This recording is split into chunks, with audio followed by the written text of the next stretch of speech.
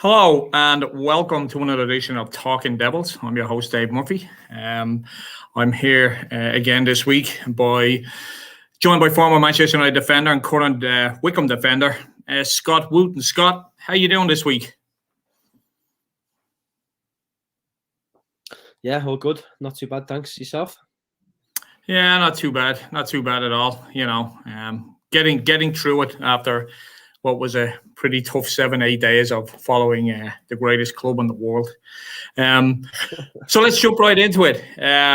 We haven't spoke since the Leicester game, so I want to just touch briefly on that. Leicester 4, Manchester United 2. I think the only shining light for me to come out of that game was the return of Marcus Rashford. Looks pretty sharp, but an absolutely disastrous day at the office.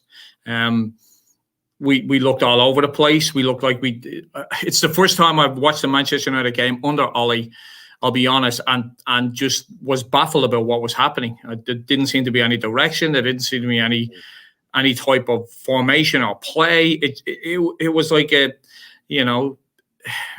pre-season warm-up game where players are just trying to loosen up the joints. I know that wasn't the case, but I was completely baffled, absolutely baffled by that performance. How did you see it?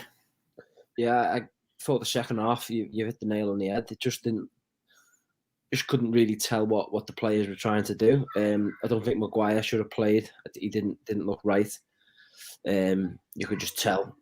You could tell that, when the player's carrying something or they're just not mentally 100% there. He's worried about something else. And obviously with his body, he wasn't right. I don't think he should have played.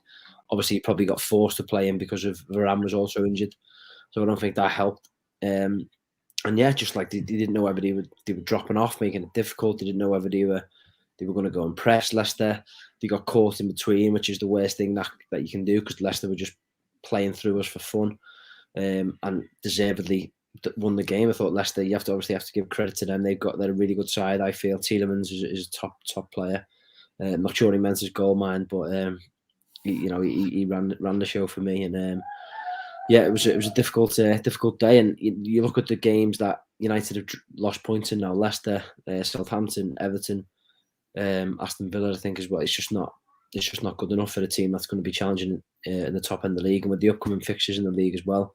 Real tough games. I think hopefully, I hope I'm wrong, but I think in a few weeks' time, the table might not look great in the league for United. So, like I say, I hope I'm wrong, but it wasn't a good day at the office at all.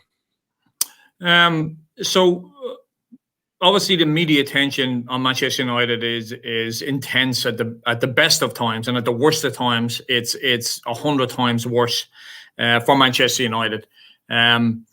One of the main things that came out of the media and the social media hype was Manchester United had to react against Atalanta. Looking at social media, all the fan supporters, they wanted to see a reaction. They wanted to see, the rumors are going around that Ollie may be losing the dressing room. He may be losing the players because of that lethargic, performance against Leicester. So my expectation was that, the players can see this on social media. They can see people are talking about it. Let's see a reaction. We got a reaction in the first 45 minutes, but it was even worse than the second half in Leicester. I mean, we did create some chances, I'll give them that, but to be 2-0 down at half-time when you expect a reaction, I'll be honest, I was dumbfounded. I was like, I'm never a buyer into the fact that players give up on the manager. I think that they always try, especially at Manchester United. I don't think there's any hiding places. So I'm not really a fan of buying into that, but I did expect a different start to the game, and we didn't get it. So let's break down the Atalanta game, into two pieces, the first half and the second half. The first half was I don't know, I wouldn't say truly shocking, but it was a poor performance considering what we were expecting, right out of the gate for Manchester United to just come at them. Yeah, I think it's never that easy. I feel when the whole world was expecting Man United to come out and be 3-0 up inside half an hour, but I think that's quite disrespectful sometimes to Atalanta. Atalanta are not a very well-known team, but they've qualified for the past few seasons now in the Champions League in Italy, which is a pretty good league. You know, they're no mugs. They would have had a game plan. I didn't think. Listen, United weren't great in the first half, but I don't think they were really poor. I think I'm a massive, and we speak about this a lot. I'm huge on the small margins. You know, I think Rashford's 2 chances, it could easily be 2-0. They scored from a set piece. You know, it wasn't good play by them, poor play by United. It's just a bit of a mix-up. Luke Shaw slightly loses his man. Harry Maguire's at half a millisecond his timing of the jump. So I try and look at things. Obviously, there's a lot of emotion involved, but when you try and take that out of it and look at things quite cold, I think, yeah, look, United weren't great, but it easily could have been. They could have been 2-1 up very, very easily. They had the 2 best chances. Sorry, Fred had a couple of great chances as well. They could have scored 3 or 4 in that first half, and then the whole reaction is not, oh, United were sluggish. They 2-0 down at half time. Listen, everyone looks at the scoreline or the result and thinks that's how it is. But I genuinely don't feel that the performance wasn't amazing, but I still feel the couple of Fred chances and the Rashford couple of chances, if they'd have scored 4 or 3 goals, you couldn't have said they didn't deserve it based on the chances they created. And like I say, Atalanta are a very, very, very good team. I've seen them a few times over the last few years playing against English teams, and they are no mugs whatsoever. The first goal was a very well worked goal, and again, I think Maguire. He wasn't right Sunday, but I think on Sunday he goes back into the space where he would have cut the pass out for the Atalanta goal last night. Yeah. But then on Sunday it got cut back to Vardy. Last night he decided to jump out of the slot and go closer to the man, and the ball got flashed across the face of goal and ended up being a tap-in from the midfielder. So yeah, I don't think it's always as great as it feels or as bad as it feels. But then don't get me wrong, the second half, Rashford missed 2 good chances in the first half. First chance, second half, boom, goal, 2-1. And you just knew then, didn't you? You could tell from the noise of the fans, the atmosphere in the stadium. It's amazing how much a goal can just change. You see Ronaldo sprinting everywhere, Fernandes, which is completely not what they done on Sunday. Yep. And it's just amazing how that atmosphere and a goal can just spark the whole team, lift everyone, lift the stadium. And then you knew. I must admit, there was a time where when they got it back to it was 2-1 for a while. And I thought, I don't know if Atlanta have just sort of seen this out a bit here now. You know, and you think, right, you need to get this quick. And while they're against the ropes, you need to go quick and go for the throat, so to speak. And I feel like they weathered that quite quick. But then obviously the second goal came, and it's just the third goal. It's just incredible. But it's got to a point now, Dave, where I don't know about you, but it doesn't really even shock you too much anymore. That's what Ronaldo's doing. Do you know what I mean? He's done it for so long and that many times. I think I've seen a crazy stat. It was something like his 50th odd goal, career-winning goal, over 130 or 40 Champions League goals. It's just absolutely incredible. You can tell he loves that competition. And I just wanted to say something as well on Ollie. I don't feel about the players and all the, like you say, the social media and the media reaction to, oh, he's lost the dressing room. I don't feel like, well, I think he definitely hasn't lost the dressing room. I just think they've gone through a bit of a tough patch. And I also feel like Ollie's the type of guy that, because he's a good fella and a good guy, he's not the type of character who would lose the dressing room, if you get what I mean. I don't think the players would stop running for him because he's not like a Mourinho where he's coming out in the press and he's throwing players under the bus. He's publicly shaming players, and the players could turn around and be like, well, they could down tools or whatnot. I don't feel like Ollie's that type, so I don't buy into that sort of social media wave of Ollie's lost the dressing room. I don't see that personally. And yeah, it was made for a great end of the game anyway. So there's certainly a lot of people weren't thinking that at half time. But again, I go back to the margins. Fred has a couple of great chances, misses it if he takes them. The goal, football fans and social media, it's all so fickle that they didn't have a lot of other great chances really. They had a bit of pressure, but if Fred scores, Rashford scores the one that he hits the bar, and you go in at 2-1 or it's 2-2 because Fred had scored, it's a completely different reaction. Or the overall feeling is totally different. Then you could be saying, oh, what a great reaction. Man United come in. Let's say Luke Shaw marks his man half a yard more at the corner, and it's 1-0. Fred scores 1-0. Rashford scores just before that time. It's exactly the same performance, give or take the smallest of percentages, but the reaction is completely and utterly chalk and cheese. It's not how you expect United to be coming out of the blocks, flying out of the traps, go 3-0 up inside half an hour. It's never, ever, ever that easy. But it's also not, United's too. I mean, it looks horrendous. You think United lose 4-2 at the weekend. If you weren't watching the game, you look at the scoreline, you think, Man United 0, Atalanta 2. They're definitely not playing for Ollie. They're not running. They don't care. That's how you would think. But again, it's very it's not often the case. Yeah, I mean, I want to go back to a couple of points there. Number one, how dare you say fans are fickle? No, we're not.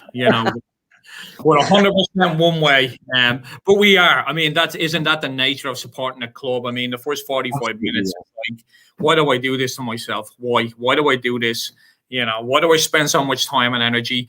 And then as soon as that ball hits Ronaldo's head, my neighbors are calling the HOA and security to ask what's going on in my house. Am I getting murdered? And then I'm loving the greatest club in the world. We are the most fickle. As a professional footballer, it must be frustrating for you at times to go, last week I was the hero, now I'm zero. But that's unfortunately that's the way we as supporters are. We think we know better. What makes it so great, isn't it? That's why.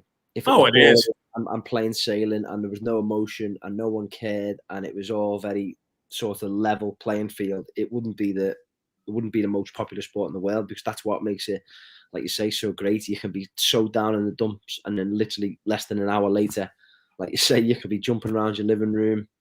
It's just, that's what makes it so great. So that's why I always like to try and, like I say, when you're on the inside of it, there's only so much the players can control. So you've got to take all that, try and take that out of it, and look at it's so fine details. It could hit Rashford's could hit the post, go in the corner. It hits the post and goes over. That's what it comes down to, and that's what they're the small things that have such a huge effect on. Yep. I call myself a fan on all the fans and us fans. Is the tiny things that have such a huge worldwide impact, especially for a club like Man United.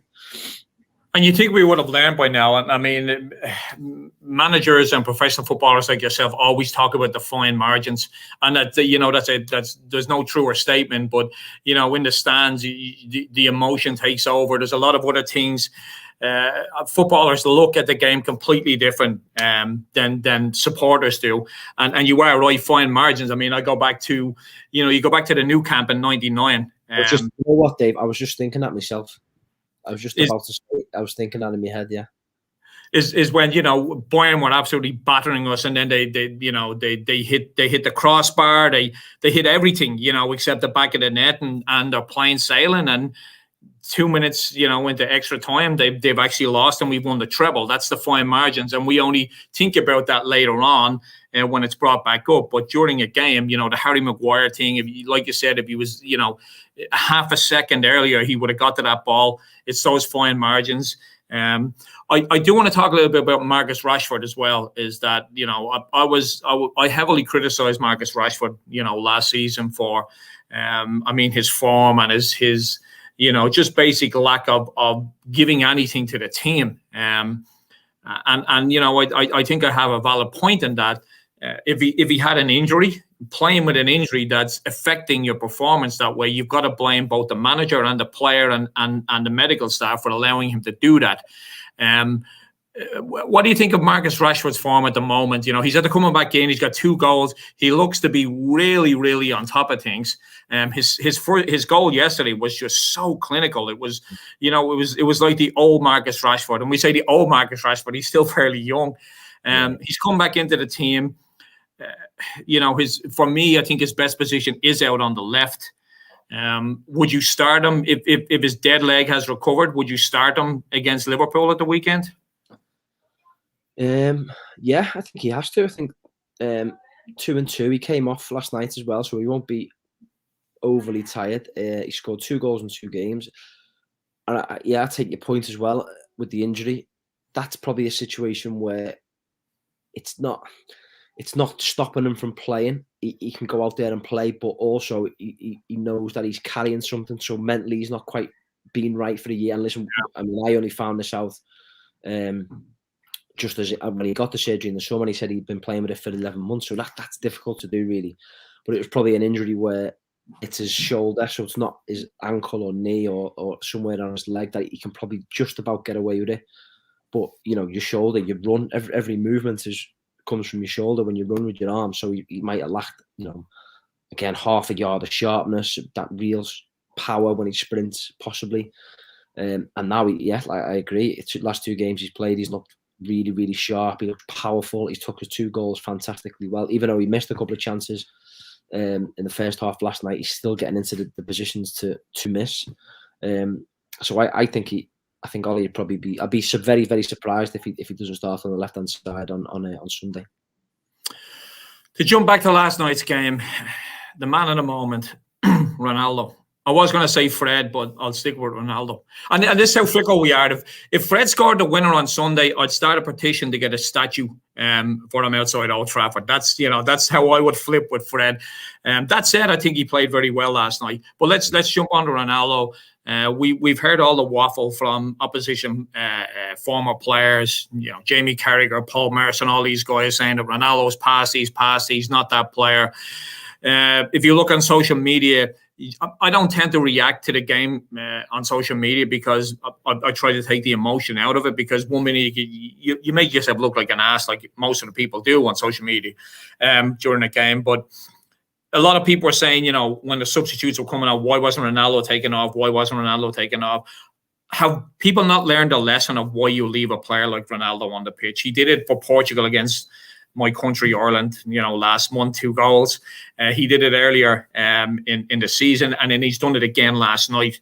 I forget who he scored that winner against, that late winner. It was Champions League as well, I think. Villarreal, maybe. Yes.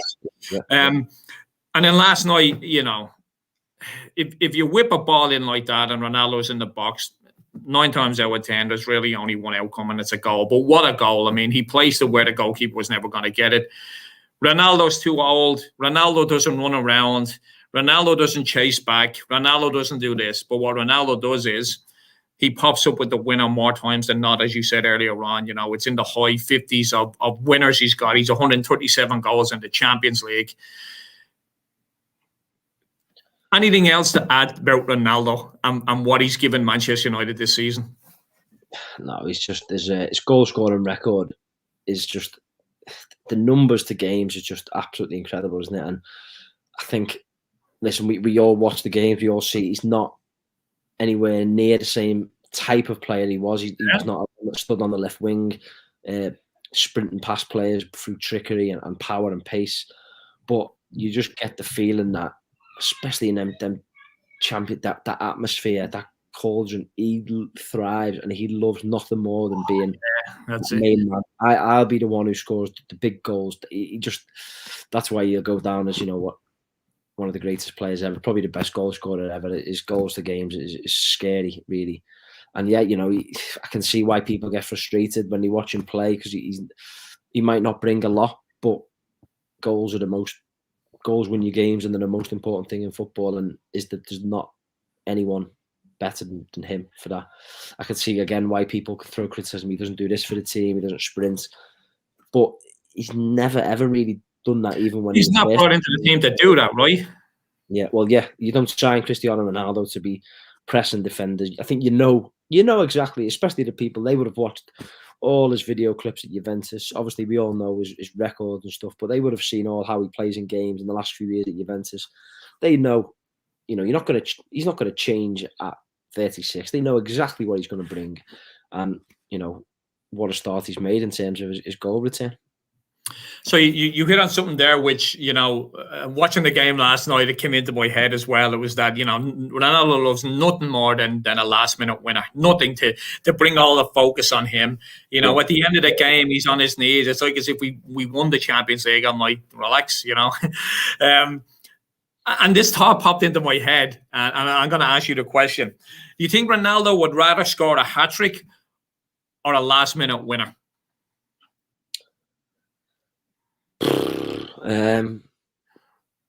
I think I think he'd probably rather score a last-minute winner because, like you say, I think he loves the attention and the focus. Oh, yeah, he does.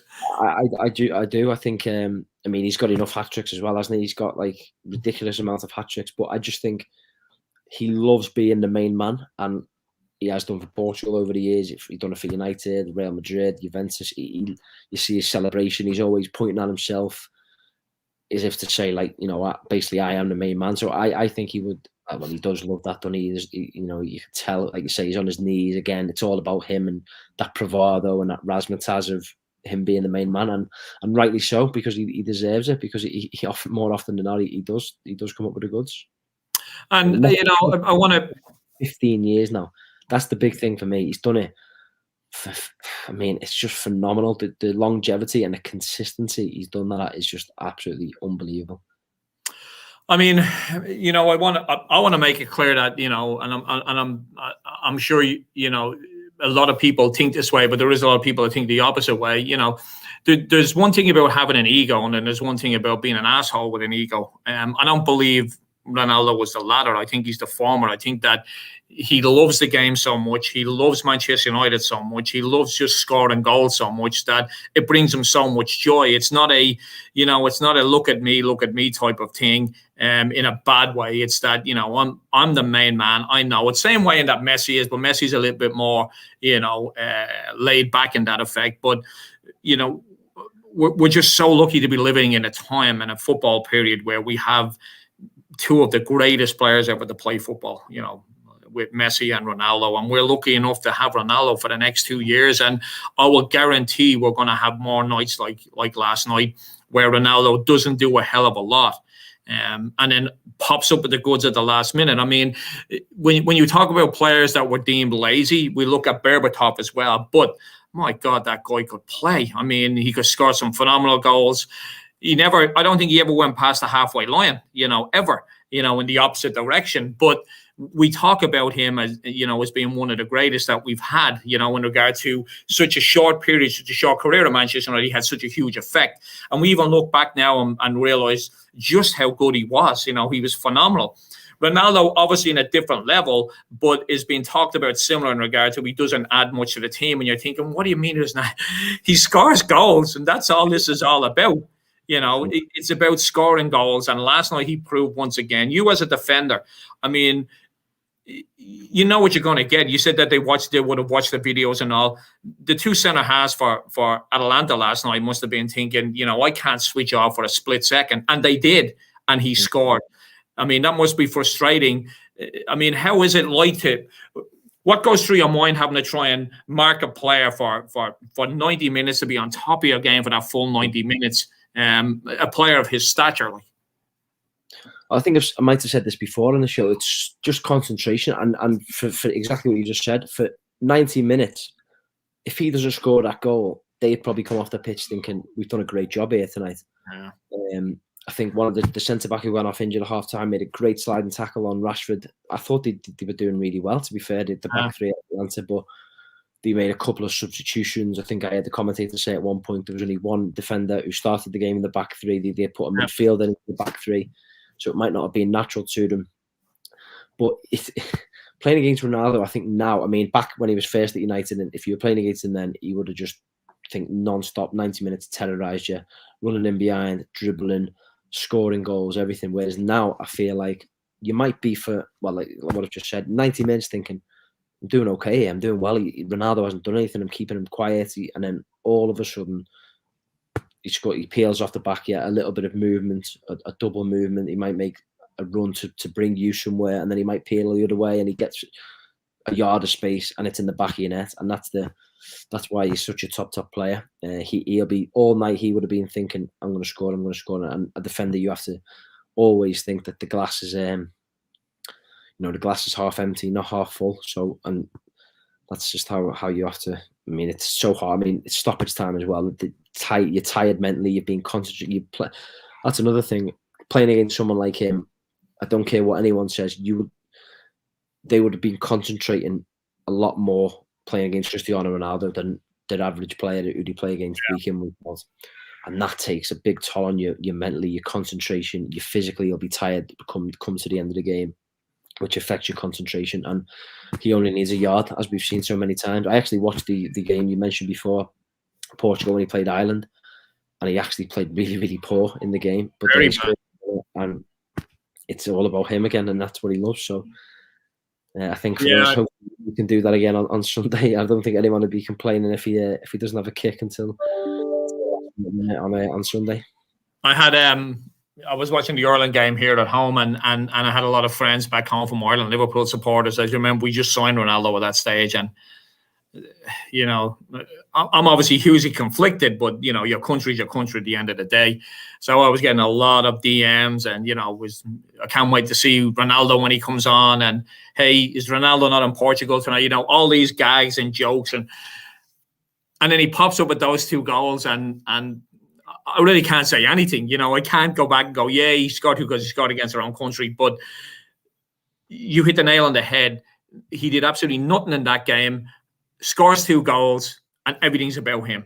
Everything, and which is fantastic. I love it. I love last night. I love the fact that, you know, he was berating the referee to blow up the whistle because he wanted, you know, it was like walking into a surprise birthday party that he knew was going to happen. He wanted to open that door. Oh, it's all about me. But yeah, I mean, people that think Ronaldo is finished, you know, haven't watched football in a long, long time. And last night proves again that, you know, it wasn't just a very simple goal to score. It was a difficult ball, and it was a fantastic ball into the box, but he still had to beat the defender. He still had to beat the goalkeeper, and he did what Ronaldo does. Moving on to a small matter of the game the weekend. No disrespect to any other teams in England, but this is the biggest game on the calendar. Manchester United versus Liverpool. Liverpool versus Manchester United. We have big local derbies. Liverpool and Everton's a big derby. Tottenham and Arsenal. Manchester United and Liverpool at times is deemed a derby because of how close they are together, city-wise. But the biggest game of the calendar, without a doubt. Anytime Manchester United and Liverpool play, it's always the biggest. Liverpool in, you know, pretty decent form at the moment. Manchester United, we're trugging along. You know, we're trugging along. It's a big game. It's at Old Trafford. It's a full house. Paul Scholes made some comments, you know, fair comments after the game last night about, you know, Jurgen Klopp will be, you know, rubbing his hands with glee with that Manchester United midfield. And, you know, Scholes, he has some points there. He really does. I don't think it helps, but he does have some points. But what I've seen down the years is, you know, over the past 2 or 3 years, is that when Ole's back is against the wall, he seems to be able to pull that result out. And it's not really all doom and gloom with Manchester United. If we beat Liverpool on Sunday, we're a point behind them. We're back up, you know, second or third in the table.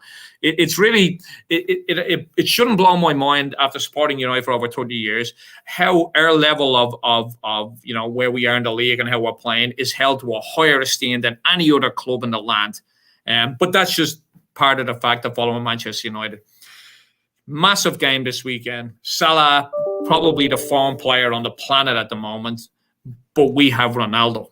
How do you see this game going? I mean, it looks like, you know, Liverpool are going to steamroll us, but Manchester United, you know, Liverpool, I personally believe form goes out the window. I think the first goal is crucial, but not as crucial as the second goal. And what I mean by that is if Liverpool score and they get a second one, I think we're in trouble.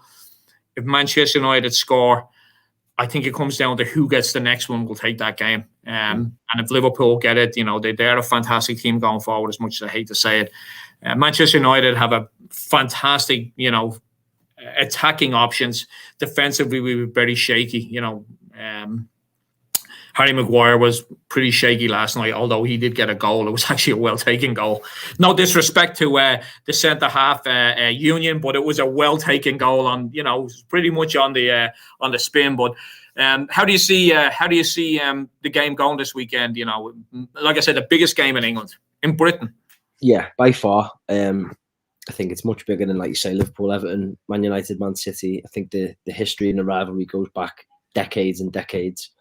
You know, 2 very successful clubs, 2 very successful cities. That's where I think the rivalry probably originally started from.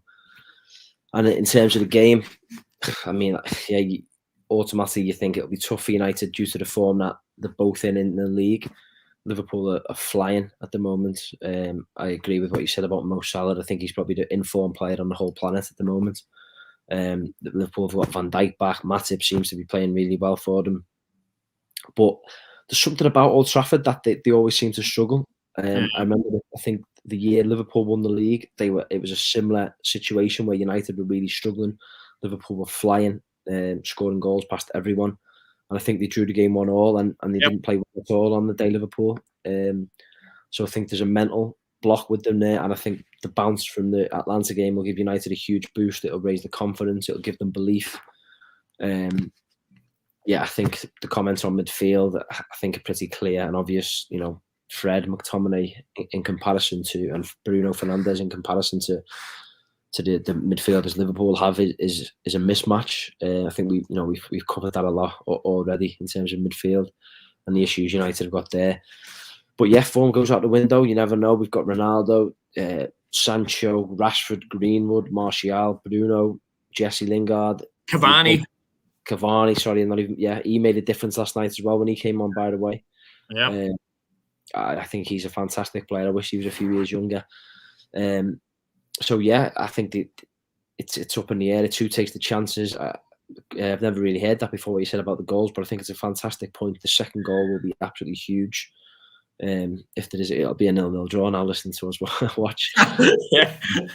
No, but I think it's a great point. I think that second goal in games is such a huge turning point. Whether it goes to 2-0, if it's in the second half, especially, it can fall away from a team. And if a team pulls one back, they all of a sudden become in the ascendancy, especially if it's the home team. You know, they get the crowd up and the atmosphere, and they can really feel like they can go for the away team. So yeah, listen, I can't wait to watch it. It'll be a really good game. Two high quality sides. I think Varane will be a big miss for United, if I'm honest. I'm a little bit worried about that.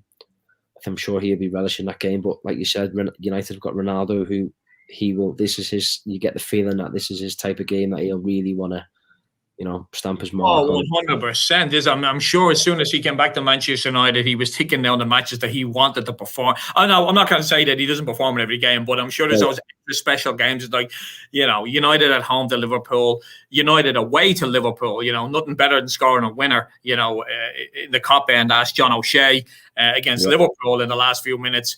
He would have looked at those games and thought to himself, they're the games I want to be the main man in. And he may do nothing for 89 minutes and then bam, goal, it's over. I'm excited for the game and I hate this game. It's one of those games that's going to make or break your week. I'm at an age now where I try not to let football affect my mood. And for the most part, it doesn't these days. But Liverpool is different, completely different. Whether it's in the league, a tiddlywinks competition, it's just. I mean, I grew up in the '80s. I have two brothers that are Liverpool supporters. I got my 80s ruined by them. Then when we rolled into the 90s, they became pretty quiet. I actually thought they lost their voice at one point. So I know what it's like to be on the other end of that. And now Liverpool obviously on a high. They've won the Champions League, the league in the past couple of years. I don't think it'll ever happen what Fergie did, but it's not a nice feeling. So these games are even more important to I think, the United supporters. And you touched on Varane there, a massive disappointment if he doesn't make it. But by all accounts, I don't think he will.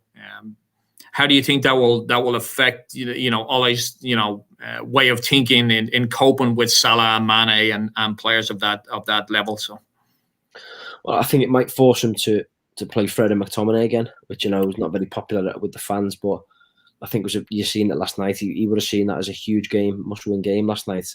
Obviously in the Champions League, and he left Pogba out. Yeah, the two more disciplined players to sit in front of the back four, and I think they both got more energy and they cover more ground probably than what Pogba does. So I think he'll probably look to play both of them in front of. Listen, I'm not saying Lindelof's a bad player, but I think Lindelof and Maguire together have obviously had some issues over the past few years. I think they're both very good players, but I just felt like Varane's that next level with his experience and his class and his physicality. I think he's got over Lindelof.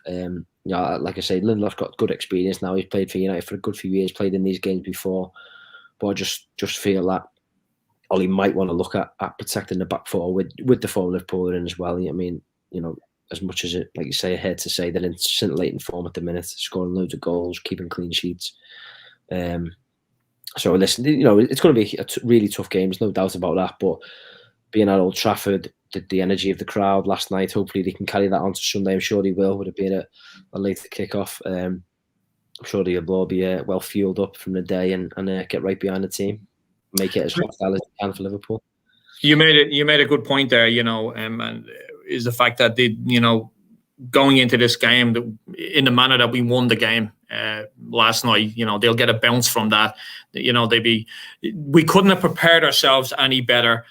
And this may sound a little bit silly, but if we had won the game last night 3-0, I think winning it the way we did is a little bit extra to give us that little bit of a boost for the weekend. Winning the game 3-0 versus being 2-0 down, winning 3-2, the confidence is going to be really up. The last-minute winner at home. So I think in the manner that we won last night is a good positive going into this weekend's game. I want to finish off the show to discuss how things are going at Morecambe. I know you guys have had a bit of a blip in form recently. A couple of defeats on the bounce there. Still not very early in the season. Only 13 games in. What's gone wrong? I mean, you guys were flying at one moment. I mean, listen, the Premier League is a fantastic league. But the toughest leagues are the Championship, the First Division, and the Second Division, because all the teams are pretty much on a par. In the Premier League, you have 4 or 5 teams that are just always going to be up there. It's never like that in the lower league. So for me, it's always a good thing to watch because it constantly changes. Teams are always within 1 or 2 points of each other from 1st to 5th, 6th, and 7th. It's pretty exciting. But you guys have had a bit of a blip lately. What are you going to do to turn it around? I mean, you're off the score sheet. Barton is off the hook. He thinks he doesn't have to bake a cake by the end of the season. So I need those extra 4 goals. I'll try my hardest. But no, again, I keep feeling like I repeat myself. It's just been things haven't been going for us. We, like you say, we were in really good form only 3 games ago. I think in the last 5 before that, we'd won 3, drew 1, lost 1, I think. And there was no huge differences in terms of the actual performance to the last 3 games. We've lost against Wickham, who were, I think, they're second in the league. They're one of the top teams in the league in the Championship last season. Lost to Burton and then lost to Cheltenham the other night. And there's not been, like I say, there's not been huge contrast in terms of the general performance from when we were winning games and doing really well to losing. Things just haven't gone for us really in the last few games. We've conceded a lot of sloppy set piece goals, which is always frustrating. I'm sure for the managers and certainly as players. So we need to work on keeping the back door shut, and that's not always, down to defenders. Sometimes there's midfield players or strikers who could do better at set pieces, because more often than not the whole team comes back to defend for them. But yeah, we just keep going, keep not trying to change, maybe small tweaks, but not trying to do wholesale changes and restart on maybe a new system or a new way of doing things. And, over the course of a season, like you said, it's still very early. These things always even themselves out. We could play a lot worse and win games in the coming weeks.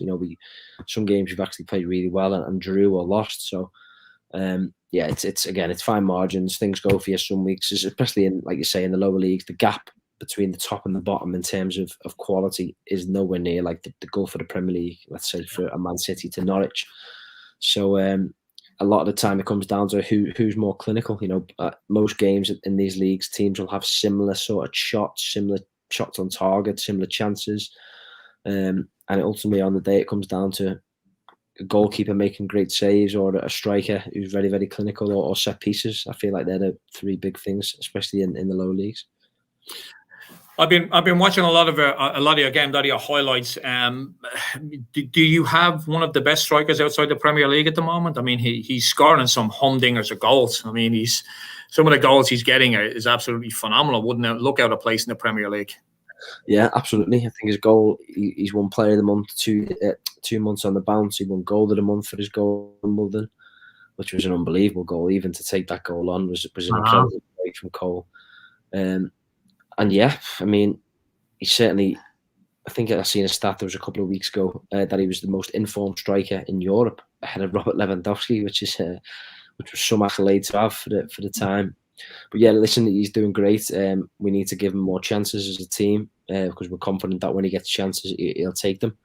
So yeah, no, he's doing really, really well. I'm sure he'll be attracting a bit of interest in the summer or maybe in January. So the club will be desperate to keep hold of him. But yeah, if he's scoring goals, we've always got a chance. You know, I've played in teams where you're going into games and your striker might have only scored less than 5 goals for the season coming into the latter end. You think, well, we're going to struggle here. We need to. It's not nice as a player to go into the game thinking we need to keep a clean sheet to win. When you've got goals in your team, which we have at the minute, it's mainly through Cole, but through others as well. It just gives the whole team a little bit of confidence. We need to now work and be a bit more solid as a team and keep the back door shut because we believe we'll always score goals. Well, I think we're going to hear a hell of a lot more about Cole Stockton as the season progresses. I mean, I for one have been watching out for some of his goals, and some of them are absolutely beauties. The only problem with that is that, as you said, he starts to attract teams that are in higher up the divisions, and that's the difficult part, for the club. Like Morecambe and teams that are outside the Premier League, that the money is there to actually entice them. So I just gotta finish off with a couple of things. Obviously, if you haven't subscribed, please subscribe. Talk of the Devils.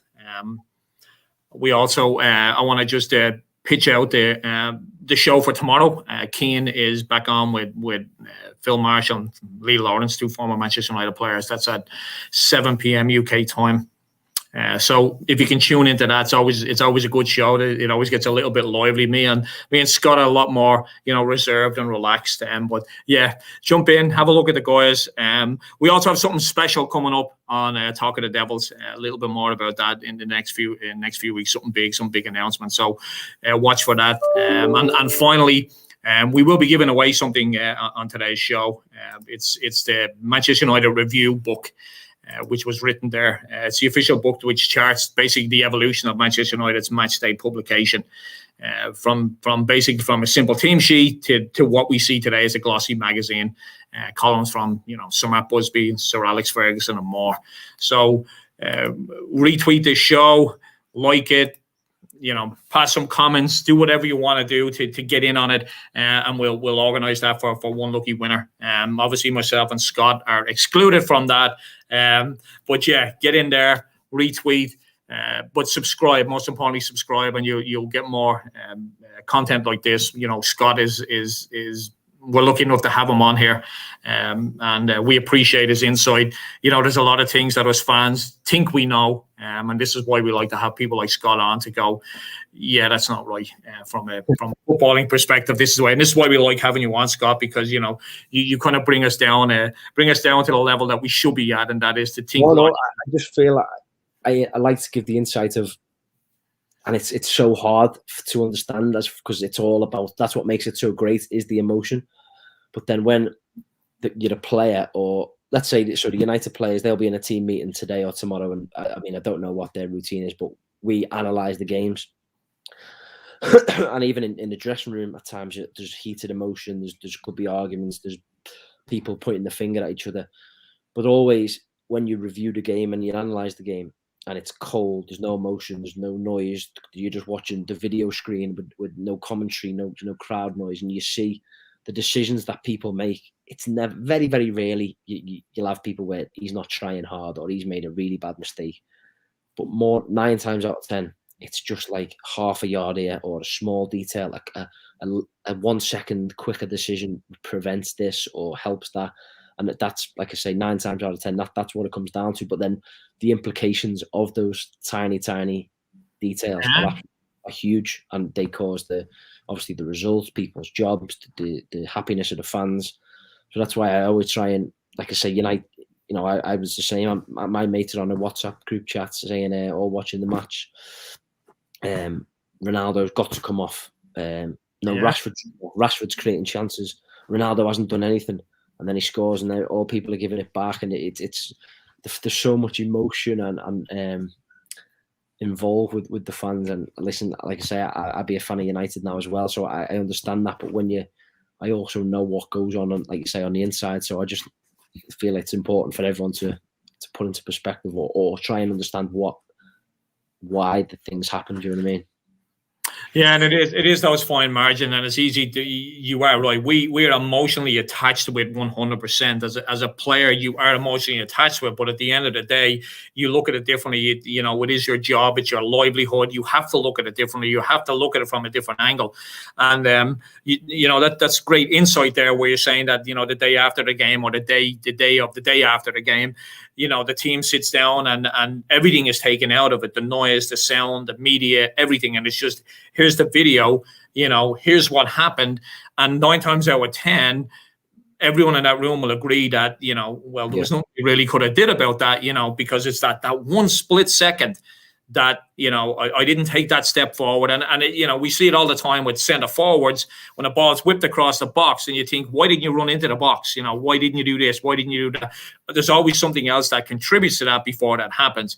Like last night with Harry Maguire with that goal, that, he makes that move a split second earlier, and he's going to get his head on that, or he's going to do enough for the scorer to not actually get his head on it. But as fans, we have emotion attached to it. It's the world has fallen in, and at halftime last night we were bottom of the group. At full time we were top. It's mental, and this is what football gives us. It gives us that massive roller coaster, and there's no way I would change it for the world. There's no other sport in the world that does this. No other sport. Football is the only one that does it. It really is. I mean, the NFL, I watch a lot of it. I know you watch it. There's times when that gets to the last few minutes, even though the last few minutes are 15 minutes long. Yeah, it's a different kind of feeling, for that, because it's not just like last. Is it? No, we scored. They have a drive, and it gets exciting. But football, it's like instant. Yeah. Like last night, if we were talking NFL last night, it would have been Luke Shaw gets the ball, he stops, a Snickers ad comes on. We watch the Snickers ad, then we get back to the football, and he whips it in and scores. It's very, very different. So. One final thing I wanted to mention was if you guys can look on Talk of the Devils take a check out of Wayne Barton's Manchester United author. He's co-founder of he's the founder of this of our website. Co-founder, he'll kick my ass for saying that. He won't bake me a cake. He's a founder of this website, and he after each game he does full analysis of the game, and the one last night is. It's a doozy. It really is. Wayne, like yourself, can take the emotion out of the game, and actually analyze it in both a positive and negative way, but to bring it across really well that it's not biased. It's just this is the reality of it all. And he's one of the few writers out there that can do that. He's not in it for the clickbait. He's not in it for the big headline. He's in it as a Manchester United fan. So jump on there. There's many articles on there, but last night's one was a real eye opener as well. So Scott, as always, I appreciate you coming on. I appreciate your time. I know you're busy. You have a professional career to look after. You've got a young family, but we do appreciate you coming on and giving us your insight. Thank you very much for having me.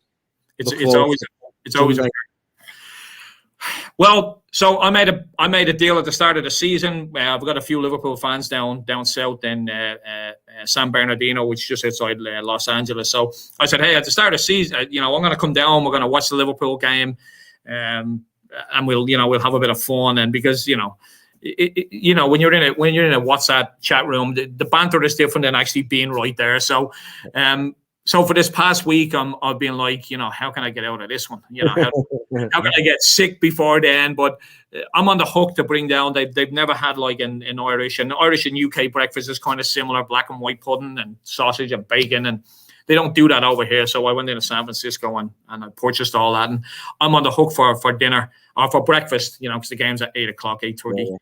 Bringing down the baked beans and the brown sauce, so they'll be baffled by it all. They really will. They'll have no idea. They'll be like, "Where's the waffles? Where's the pancakes?" Yeah. But it'll be a good laugh. It always is when you get together with some Liverpool people. It never gets to anything but just banter back and forth. So I'm looking forward to that. But Scott, as always, thank you again. And for everyone else, if you haven't subscribed, please hit the subscribe button. And yeah, we'll be back on. We won't be back on after the Liverpool game because I'll still be down in LA, and I don't know emotionally what state I'll be in. If we win, I really don't want to be in front of the camera because I'll just spend the whole day screaming. If we lose, I don't want to be in front of it either. So Scott, best of luck the weekend. Who you guys got? Plymouth Home LA. or away? Home. We were top of the league, so it'll be a tough game. But again, it wouldn't shock anyone who follows League One if it was we won or it was a draw, or so it'll be a good game. Well, best of luck this weekend, and like I said, I'm counting on you for another 4 goals for this season. So, thank you very much. All right, mate. Thank you. Thanks a lot.